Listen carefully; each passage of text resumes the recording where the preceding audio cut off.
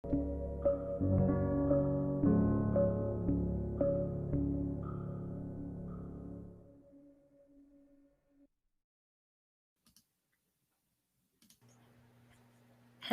everybody. Welcome to a very special episode of the Create a Life You Love video podcast. I'm your host, Chantel Cox. I'm an author, transformation coach who uses the power of neurocoaching to help high-achieving, motivated women rediscover their passion and purpose in life so that they can rise up, step into their full potential, and create a life that they love. So I am super excited to be here tonight with Katie Eades. Katie is a former educator, an entrepreneur, and a leadership and relationship coach who serves outstanding women leaders, so OWLs, through her podcast, virtual workshops, and coaching programs. So this is Katie's second time as a guest on this podcast, and I've gotten to be on her podcast as well. But we're doing something totally different today. Katie has actually volunteered to come back and allow me to coach her live so that you can all experience what the NeuroCoaching model actually looks like instead of just hearing me talk about it. So thank you so much, Katie, for being here. How are you doing today? I'm doing great because now I get to steal this idea and have you on my show and do this. So I'm super pumped. Absolutely. So we met, I believe Susanna Matthews introduced us Yes. virtually.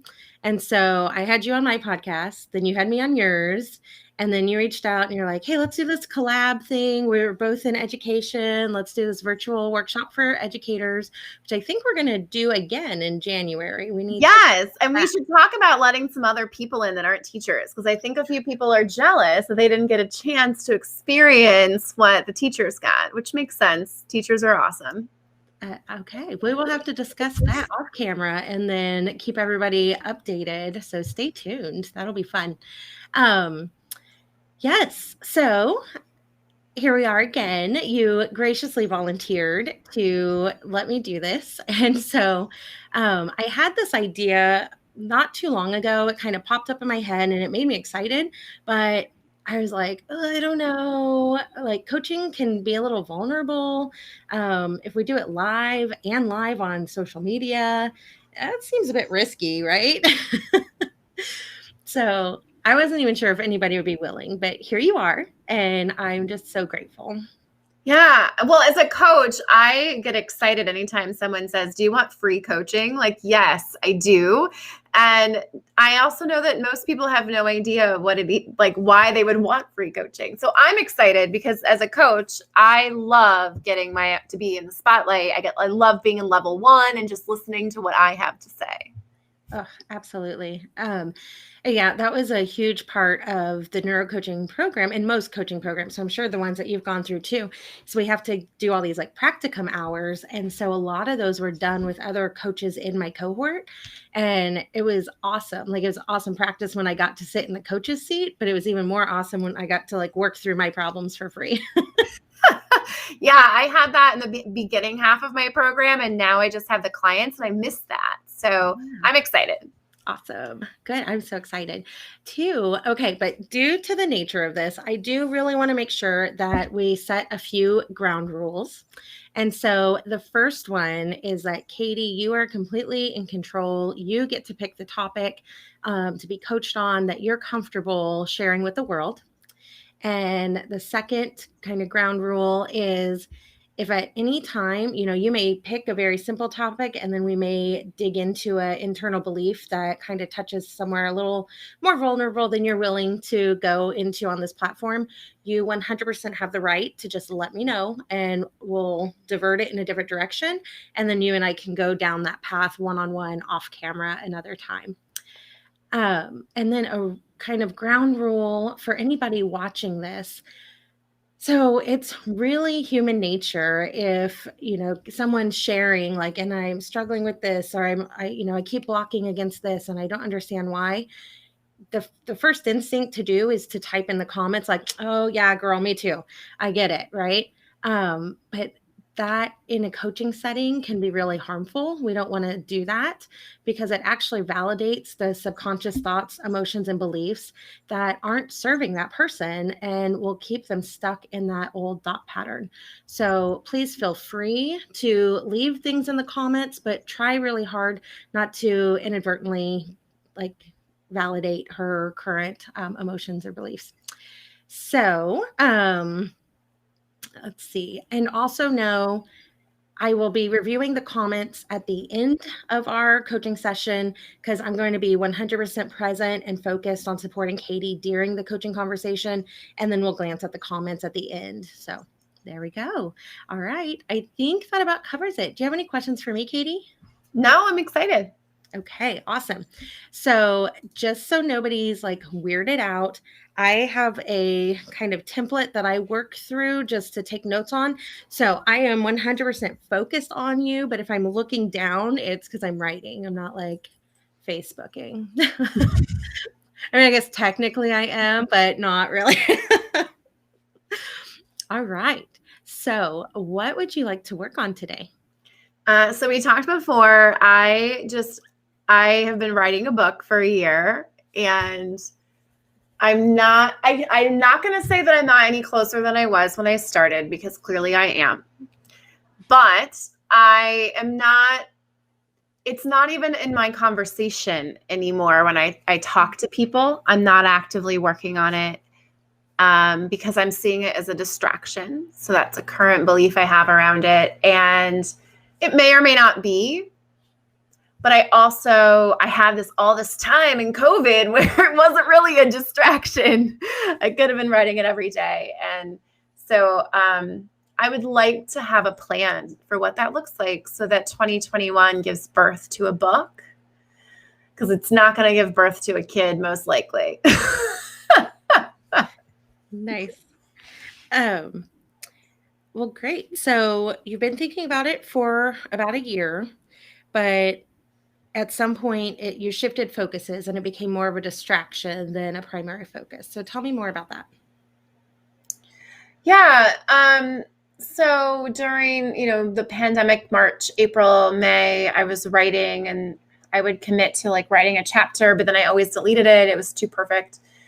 Or it was too focused on making it perfect versus just sort of getting through the outline and not really knowing where to start. And then as I look at 2021 and I think about my goals and what I should be focusing on and what is going to move needles forward for me, the book isn't really on that plate.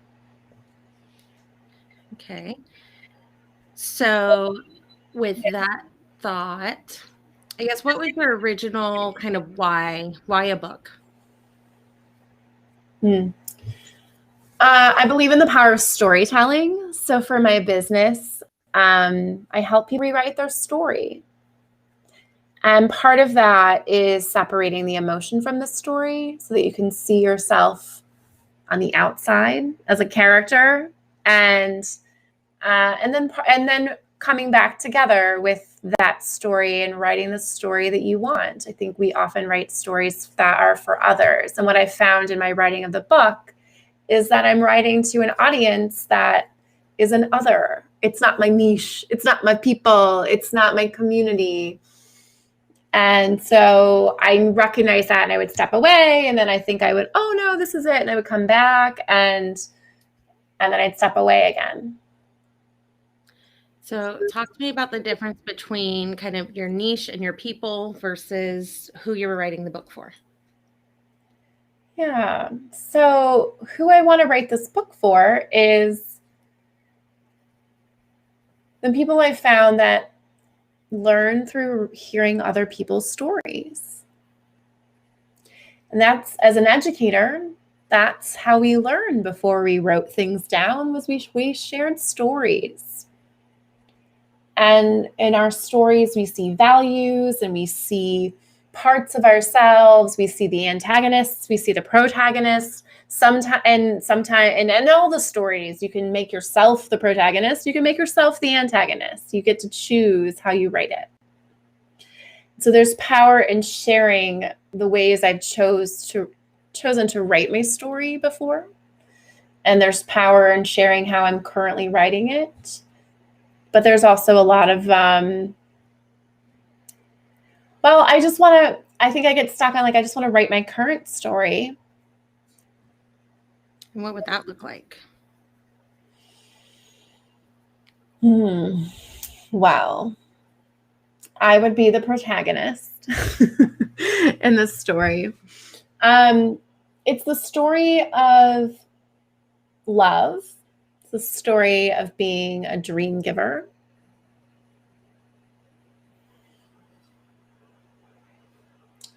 I have my favorite book. So I was asked this in 2021. I feel like when you meet people, you should pay attention to who the universe is putting in your life. Like, this person wrote a book and he asked me what my favorite book was. And I said my answer that I tell everybody, which is The Phantom Tollbooth. And it's a fabulous book. But if I was being honest, my favorite book would be Ghost of a Chance. And which is it is I want to get it right because it's on my shelf. It is a Silhouette special edition. It's like a Hallmark book or like one of those romance books. And so this is a story of a ghost of a chance, these chances in our life that should have never really worked out, that are phantom chances that turn into something. Interesting. So do you feel like you have kind of two different books to two different audiences, or is there a way to align them? Or yeah, so like that's all the stuff I always want to do, is I want to pull apart like the story. If I were to equate it, so I like to equate this is Jesus, because what a great story and great book. So there's the parables, and that's the story I just shared. And then there's, the meaty stuff that you're supposed to read. That's not as fun to hear about, like the woman in the well. I like that story a lot better than I like, Corinthians at a wedding. So it's different. so which one would either of those move the needle in your business? No, I don't think so. I don't know. Like in my head, I'm like, 4 people would maybe read this, maybe 100 people. No, does that mean it moves a needle in my business? The book, as your $9.99 book that you put out there, whatever price it is, it's not the needle. When I think of a needle, I've always thought of the needle as being revenue. Mm-hmm. So, but there's a needle in my life. It moves. There's a needle in the self. I'm not just a work person. So there's some other needles that moves. Those ones just don't seem so pertinent when you're building a business during a pandemic. Right. So if you were to write the book, how would you know for you that it was successful?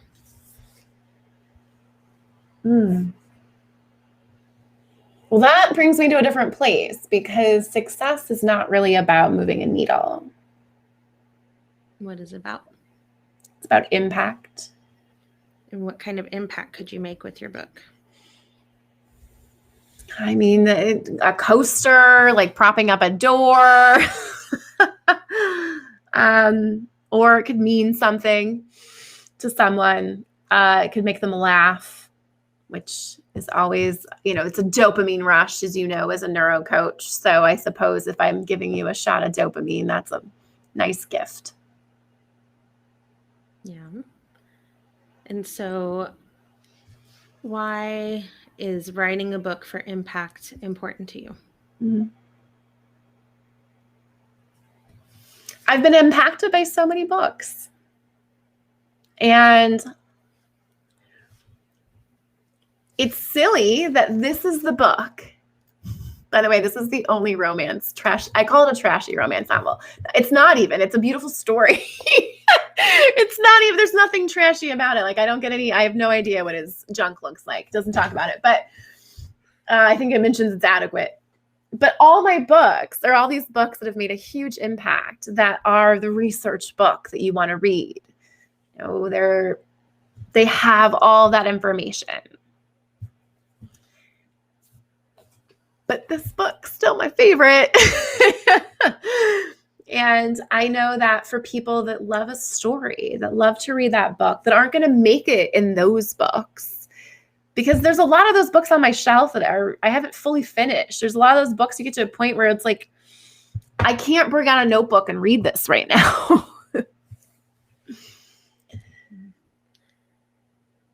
So if you fast forward to December 2021, so a year from now, which do you want to say is true, that you've written a book or not? Well, I really like that question. I would love to say I wrote it. And I was putting so much pressure on it to be this like thing.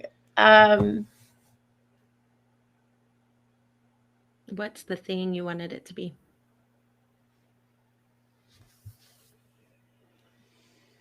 Recognized. What does recognition look like for you?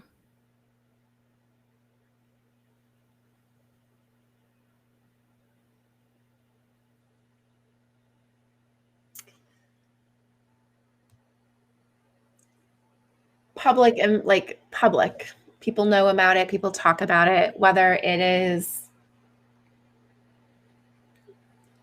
a community newspaper, magazine, or it's the New York Times. I happen to live, there. And that's what recognition is here. Recognized by leaders, thought leaders. And what are the actions that you would need to do to have a book that was recognized by thought leaders? Well, there's the actions I think I need to do, and I don't want to do them. It's the research. I mean, I majored in history, and it's the footnotes, and I have all that, and I've read all the books. I didn't get out my note cards like I did when I wrote my history papers. That would have been useful had I done that when I was reading them, but it is. I also think about, girl, wash your face. I didn't read it because, bitch, don't tell me what to fucking do. And also, I have a long enough to-do list. If I don't want to I don't need that in my life. Sorry, Rachel. Also, I'm divorced too. And I remember being the coach, was weight loss coaching, but like, I remember feeling that same way. So it doesn't mean that her message doesn't matter. It's remarkable she churned a book out so fucking fast, but what afterwards, but whatever. You did too, and you're amazing. Not in 6 months, though, probably. I'm deflecting. It's still recognized as something that has impacted a lot of women. And the New York Best Time seller may have given her some of that recognition. How many books has Rachel Hollis written before Watch Your Face? I don't know. I think it's around 15. Well, shit. I just read the nasty article about her. I didn't even know who she was before, other than the girl that told me to wash my face. Oh, gosh. Sorry, Rachel. Ginger wants in on this coaching conversation. When I coach, everything's included. And what I love about that is like, there's a lot of humor here. I get it. Yeah, I like to keep it real. So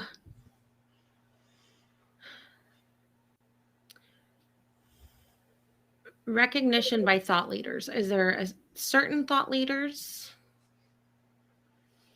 It's a great question. I think it's a yes and no. I think about all the amazing women that I am currently coached by, that are my peers. There's men in there too that support us. Those thought leaders absolutely witness and recognize me. You are a thought leader. And recognize that. So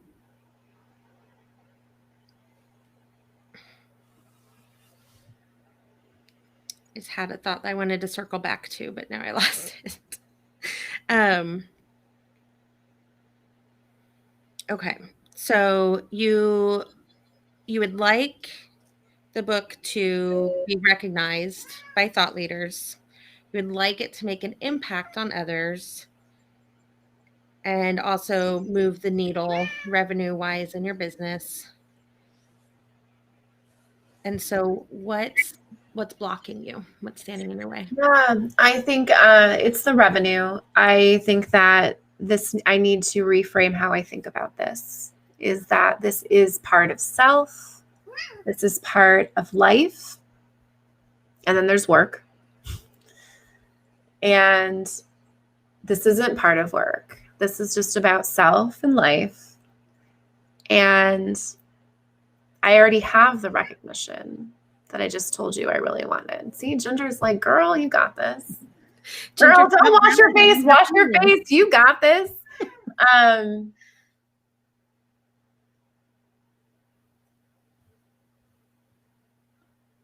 What shifted for me was just saying out loud the thought leaders that I already have that know this. Like, I have some really fucking kick-ass coaches. First of all, I'm on a call with Chantal Cox. For people that don't know that, she's kind of a big deal. She's an educator. She's a neurocoach. She's written a book. Like, you're deflecting again. I'm totally doing that. But but at the same time, I'm also just validating what I already know, which is that I could go on about my current coach. I could go on about several other people, like the coach that I pay. She's fucking amazing. I already have a lot of that recognition.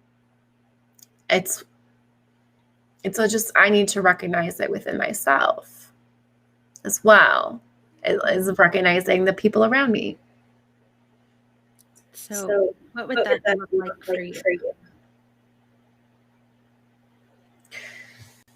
Yeah. So I love this question because I just uncovered this fun value that I have of recognition that I've been suppressing for a while. Because we're taught that recognition is bad. We're not supposed to want that.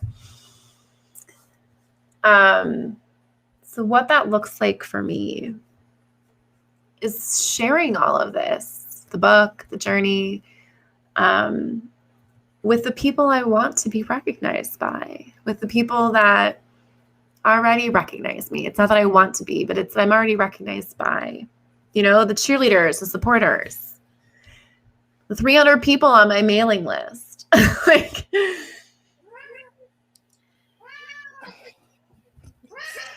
Sorry. She's like, get it, girl. She's pumped for me. Oh, she sits on my lap. She's quieter. She just wants to pay attention. Okay, so the recognition. So you'd already uncovered the recognition is bad, or that was a belief that you had. Yeah. And have you done any work around that to help? No, to be honest, kind of did it today. And so this is what I love about the universe and the way the world works in coaching, is that this opportunity came up on Facebook, and then the universe is like, oh, cool, you're gonna do this thing? Great. So here's this value that you've been ignoring for a long time. I just emailed my coach today about it. So funny. So I haven't. So you've identified that you want the recognition, and that's blocking you from writing the book because there's an underlying fear that you won't get the recognition. It'll become a doorstop or a coaster, or some of the words that you said. And no, actually, I was like, that's a good impact if somebody uses it as a coaster or a doorstop. For me, it's just about reframing what I look at as where that recognition is coming from.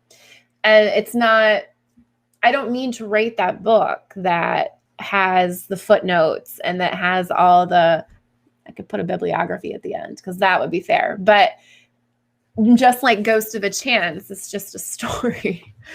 It doesn't have to be all of that to be recognized as something that is powerful. So do you envision your book being fiction or nonfiction? It's my story, so it's real. Yeah. So kind of like memoir, biography, autobiography? I love this question because I've been toying with this idea. I thought about Katie asks 365 days of questions that Katie's asked. And here's the answers that Katie had for that day.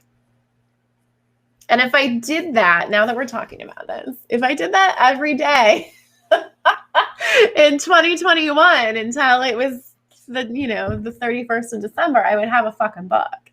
And so it would not be a book, but like the books that sit on your desk that you read every day, that have the powerful question that I've asked myself at one point because I read a fucking book that told me to, or I read a book that sparked a thought.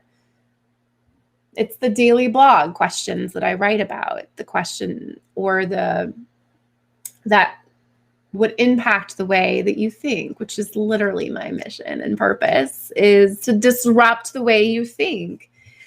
And part of what helps disrupt the way people think is to ask them a question, but also share a story one time of something that you thought that may or may not be true now, but it's how we learn. So watching your face and your body language and your tone of voice as you describe that book, you were very excited and lit up. Like, how do you feel when you envision that book?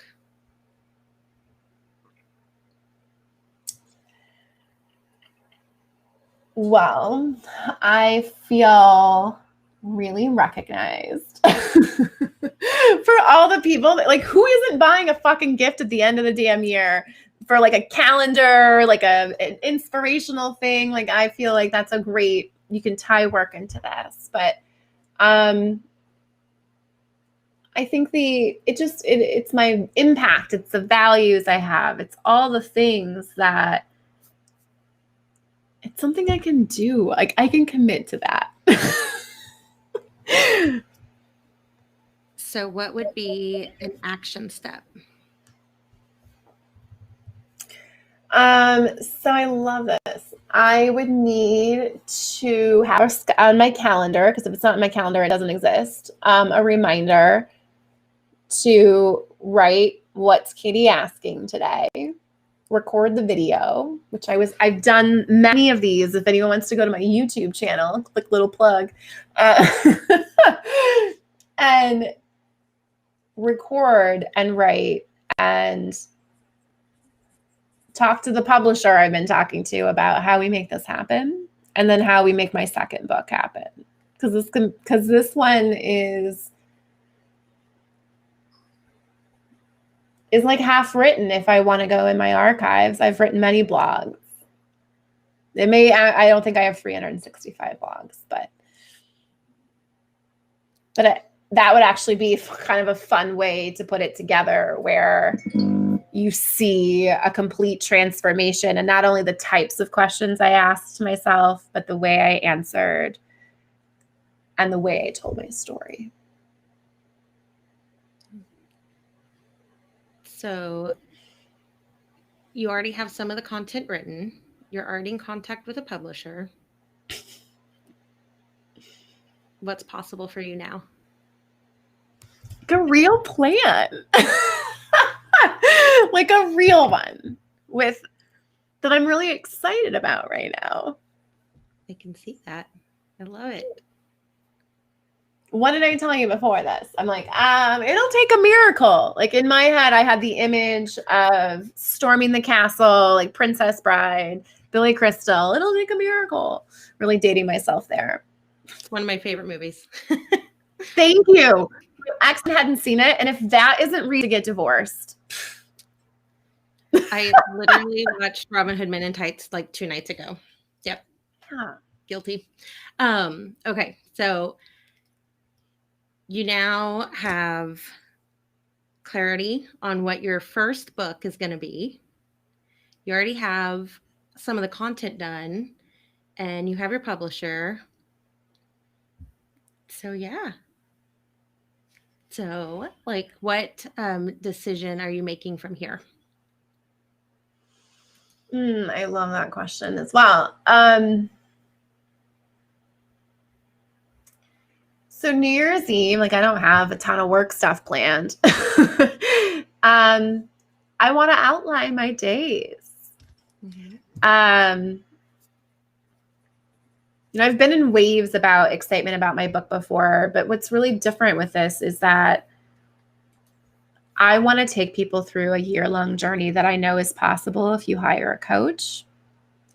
But I want to take them through that, flipping their pages, answering their questions, and writing their story so that they can look back on just in December at the story they told themselves in January and see a huge difference. And you and I both want to, we want to do that for people on an individual basis. When I think about equity and access and inclusion, which has been so important to me as a teacher, this is that thing.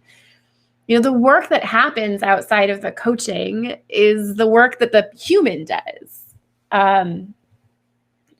So my answer to your question then is to start outlining what I want them to experience in each month, that my clients experience each month. Because I know what that is. I've coached clients for a year. This is what it happens. And from a neuroscience perspective, we know it takes 10 months to give birth to a baby. We know that in 10 months, their brain, you have a whole new person of all these neural pathways that you can create. And we're talking about a 12-month calendar. So this would hit on your value of impact, of recognition, and most likely revenue and moving the needle in your business. Yeah. And the pressure off of being the girl wash your face. Apparently it was her 15th book. Give that girl credit where it's due, Dan. It takes that pressure off of having to be something. It just is what it's supposed to be. So this seems aligned with all your values that you were wanting it to align with. Yeah. Awesome. Thank you so much. I love this. This is so great to be in this seat. Yes. Thank you so much for allowing me and trusting me to do that live. And so we do have some positive messages here. I'll show some on the screen, and it just says Facebook user. So I apologize. It doesn't tell me who it is. But someone said, this is really good. The questions make us think, go deeper. That is a powerful thing about coaching. Here is, why do we avoid the things that we think we really desire? Mine is fear of others' opinions of me if I fail. I love answering that question. But you're the coach, so I'll let you answer that. They just got to see me coach and tag you in, Coach Katie. Why we avoid things we really desire. I'm going to just answer for me in this moment, because I'm not going to put words in anyone's mouth or make any assumptions. But why I've been denying this thing I've wanted for so long, I look at procrastination and perfectionism in a very similar way. It's a stress reliever. The stress I was feeling about this book was this stress of making it this profound thing, or putting all these, and so I've been putting off this thing I desire because I wasn't really honoring my values. And what came out here for me was this very new value that I found that was hiding underneath I called it in my saboteur's pocket, because I have a whole personification of my saboteurs, the things that hold us back from what we desire. And he was holding on to recognition. So once I got it out of his pocket, for me, it was just reframing the recognition and recognizing, because I value I do daily gratitude. I'm spiritual. It was recognizing all the people that already recognize me as that thing that I want to be. And it was, so the book I was trying to write, I desire writing it, but not the thing I was trying to write. So I think I was avoiding it because it wasn't in alignment with my real values, which was impact. And so the biggest impact you could have is to sell a little thing for, at the Hallmark stores and stuff for $10 or whatever it is. Fuck, $2, whatever it costs to make this thing, that flips over, that walks you through a coaching experience. And so I avoided doing the thing I desire because it wasn't fully in alignment with my purpose and my values. And the timing was fucking great for this. I just swore I don't we're allowed to do that, but the timing was great for this. Because I had some of that awareness about why I was avoiding it, but not really. So that's my long answer of why I think we avoid things we desire, because there's a misalignment with the value or the purpose. And we don't fully understand until we unpack and really define what that is to know what to be pulled towards and what to run away from. I love it. Perfect. I hope that was helpful for whichever Facebook user. I hate your name. This is terrible. So bad. These are probably people you know. I feel like should I go on Facebook and see who's commenting? And it's in 2 different places on Facebook too, so I can't even. Yeah. Okay. So let's look at this.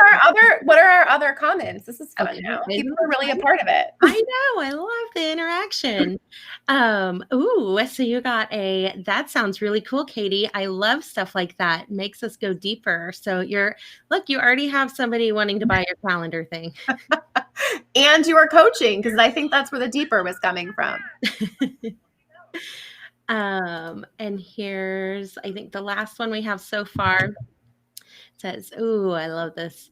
Remember the feeling that you are having right now. What I saw was a girl in love and excitement with her finishing the book. Be drawn and pulled forward rather than being pushed by what you don't want." Yeah. And I think that's exactly what I was saying earlier, which is I no longer feel pulled towards this thing that wasn't really what I wanted. Like, I started out wanting to write a book. Now I'm talking about a 365-day like flip thing.